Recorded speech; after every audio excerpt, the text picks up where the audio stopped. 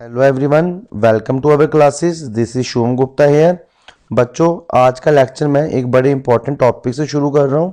आज 12th जैन है और 12th जैन को नेशनल यूथ डे के नाम से जाना जाता है। ऐसा क्यों? क्योंकि इस दिन हमारे जो बड़े इंपॉर्टेंट पर्सन है स्वामी विवेकानंद जी। कौन? स्वामी विवेकानंद जी, इनका जन्मदिन हुआ था। ठीक है, इस दिन इनका जन्मदिन मनाया जाता है, इस दिन इनका बर्थ हुई थी। तो ये आपको डायरेक्ट क्वेश्चन आ सकता है कि 12 जैन को नेशनल यूथ डे क्यों कहा जाता है? क्योंकि इस दिन स्वामी विवेकानंद का बर्थ था। तो ये उनके बर्थडे एनिवर्सरी के ऊपर मनाया जाता है।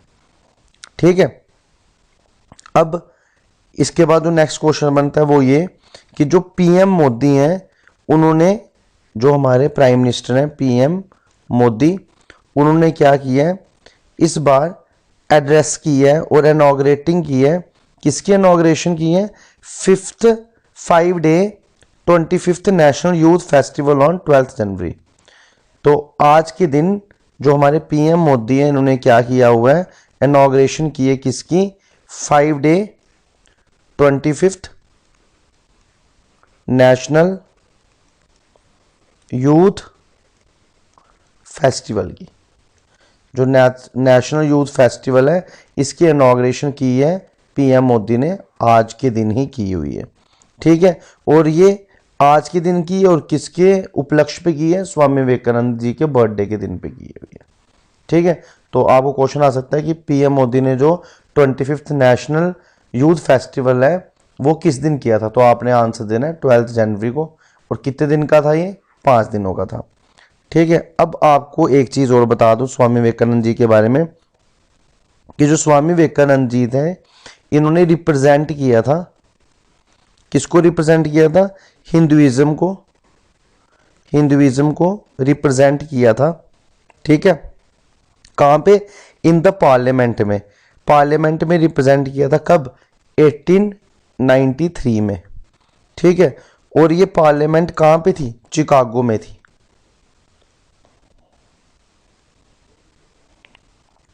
तो ये आपको थोड़ी चीज़ें आज के दिन के बारे में पता होनी चाहिए। तो बच्चों, इसके बाद जो मैं आपको बताने जा रहा हूँ, इसके ऊपर से डायरेक्ट क्वेश्चन आते हैं।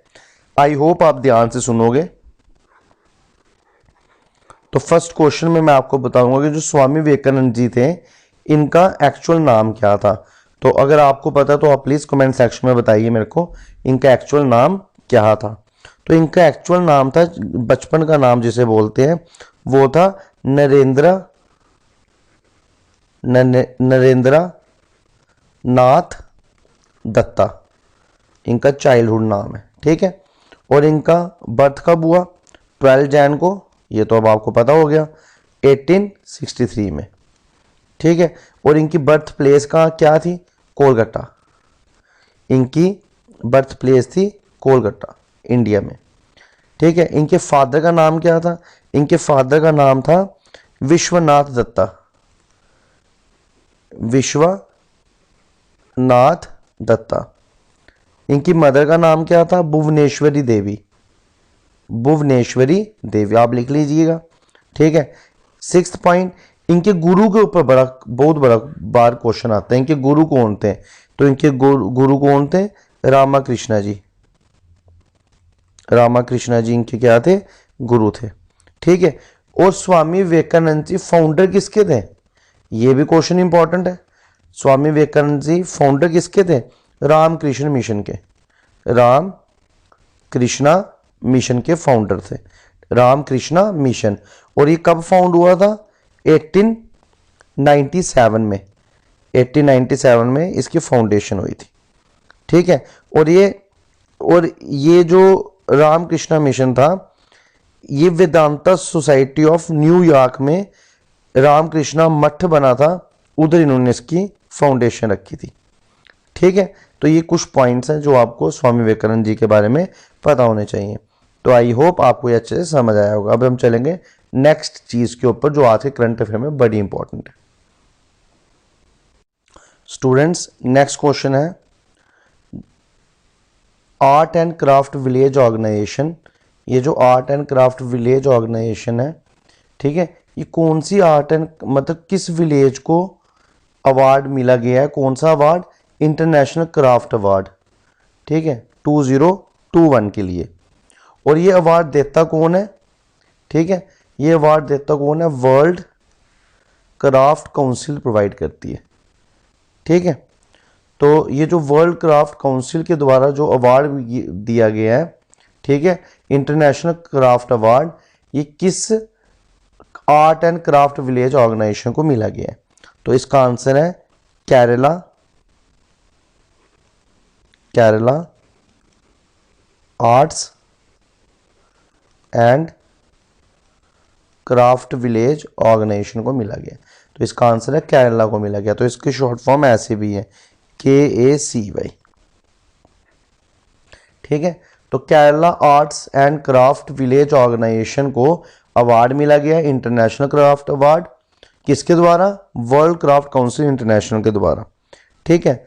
अब मैं आपको थोड़े से इसके फैक्ट्स बता दूं। वो फैक्ट्स क्या हैं कि ये ओनली इंडियन अवार्ड है, ओनली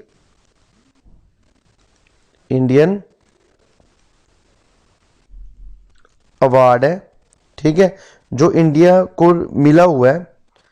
किस कैटेगरी में, नॉन इंडिविजुअल कैटेगरी में, नॉन इंडिविजुअल कैटेगरी में, ठीक है। अब एक चीज और आपको बता देना चाहता हूं, 2021 में ये जो अवार्ड था ये किसको मिला था, 2021 में स्टूडेंट्स ये जो अवार्ड था ये जीता था क्राफ KRAF क्राफ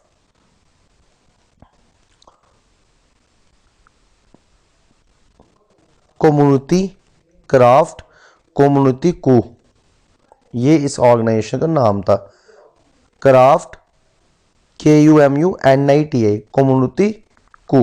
और ये कहाँ पे मिला था, मलेशिया में, ठीक है। ये कहाँ मिला था, किसको मिला था, मलेशिया की क्राफ्ट कम्युनिटी को।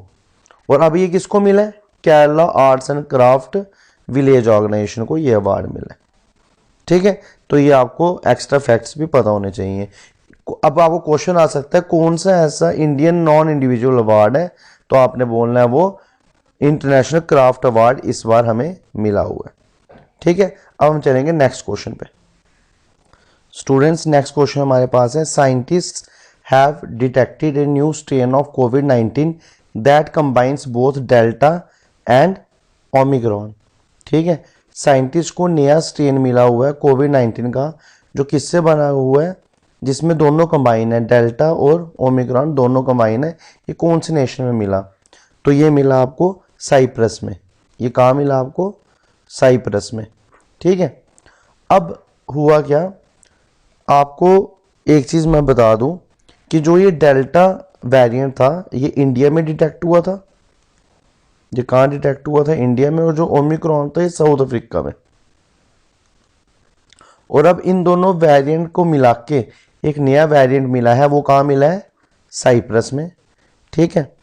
अब इस जो वेरिएंट जो ये आपको इन दोनों कॉम्बिनेशन किसका, डेल्टा प्लस ओमिक्रॉन, इन दोनों का जो कॉम्बिनेशन में वेरिएंट मिला है उसका नाम क्या है बच्चों, उसका नाम आपको याद रखना है डेल्टा क्रॉन, डेल्टा क्रॉन, ठीक है। अब इसको डेल्टा क्रॉन क्यों बोल रहा है, क्योंकि कॉम्बिनेशन से मिला है। और इसके आइडेंटिफिकेशन कैसे की कि जो इसका जेनेटिक स्ट्रक्चर है, जो इसका जेनेटिक स्ट्रक्चर है वो किसकी तरह है, वो है ओमिक्रॉन की तरह, ठीक है। जेनेटिक स्ट्रक्चर डेल्टा क्रॉन का किसकी तरह है, ओमिक्रॉन की तरह।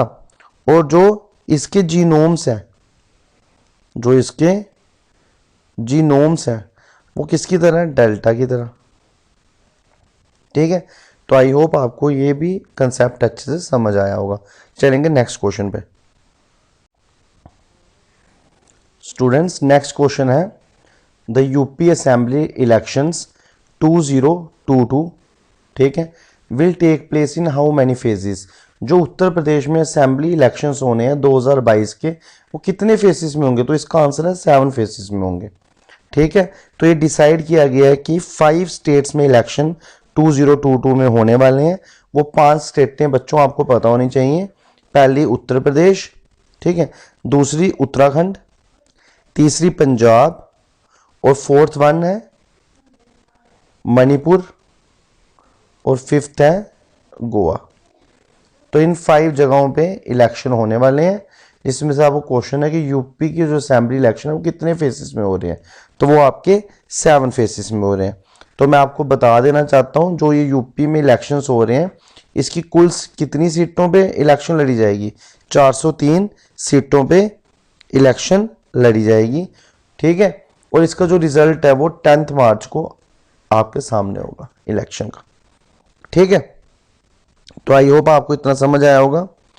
जो ये अब नेक्स्ट आपको बताऊंगा, जो ये आपके पास मणिपुर है, ठीक है, जो इस पे कितनी सीट्स पे इलेक्शन लड़ी जाएगी, 60 पे, ठीक है। इसका रिजल्ट भी 10 मार्च को। जो पंजाब है इसमें कितनी सीट्स पे इलेक्शन लड़ी जाएगी, 117 सीट्स पे, 117 सीट्स पे, ठीक है। और एक चीज़ और बता दूं, जो गोवा है, ठीक है, तो जो गोवा है इस पे कितनी सीट्स पे लड़ी जाएंगी, 40 सीट्स पे, 40 सीट्स पे लड़ी जाएंगी, ठीक है। उत्तराखंड में कितनी सीट्स पे लड़ी जाएंगी, 60 सीट्स पे, ठीक है। तो ये सब कुछ आपको पता होना चाहिए थोड़ा थोड़ा। आई होप आपको ये अच्छे से समझ आ गया होगा। और इन सब की जो रिजल्ट डेट है वो 10 मार्च को ही है, ठीक है। तो अब हम चलेंगे नेक्स्ट टॉपिक पे। स्टूडेंट्स, अब ये लास्ट क्वेश्चन आपके सामने है।